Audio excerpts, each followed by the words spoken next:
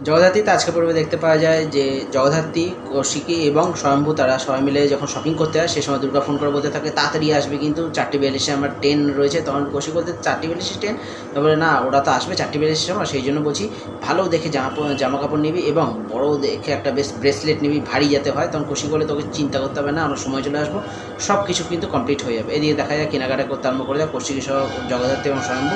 এইদিকে যখন দেখা যায় আরেকদিকে সমরেশের ঘরে আসে পৃথা আর কাকন, এবং সেই সময় কিন্তু সঞ্জিত ব্যানার্জি ফোন করে সমরেশকে বলতে থাকে যে আপনার একটা উপন্যাস নিয়ে আমি একটা ছবি বানাতে চাই এবং তার জন্য আপনাকে 25 লাখ টাকা দেবো। শুনে কিন্তু খবরটা একদম সমরেশ প্রচণ্ড খুশি হয়ে যায়, পৃথাও খুব খুশি হয়ে যায়। সমরেশ বলে আমাকে একটু সময় দিন, আমি আমার বউকে কৌশিকীকে জানিয়ে ব্যাপারটি বলছি। কৌশিকীকে যখন সমরেশ ফোন করে কৌশিকীও কিন্তু ব্যাপারটা শুনে খুব খুশি হয়ে যায়, তখন বলে হ্যাঁ একদম ডান করে দাও।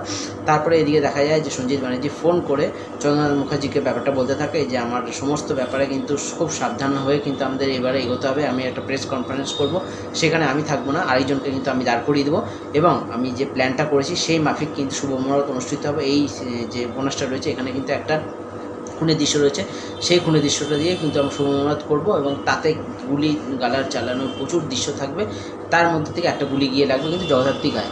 সবাই ভাববে যে এইটা কিন্তু একটা অ্যাক্সিডেন্ট হয়েছে, কিন্তু একটা প্রি প্ল্যান মার্ডার হবে। কিন্তু এই ব্যাপারটা তারপরে আবার চন্দ্রনাথ মুখার্জি বৈদেহীকে বলে এবং বৈদেহী আবার কিন্তু উৎসবকে সমস্ত ব্যাপারটা খুলে বলে।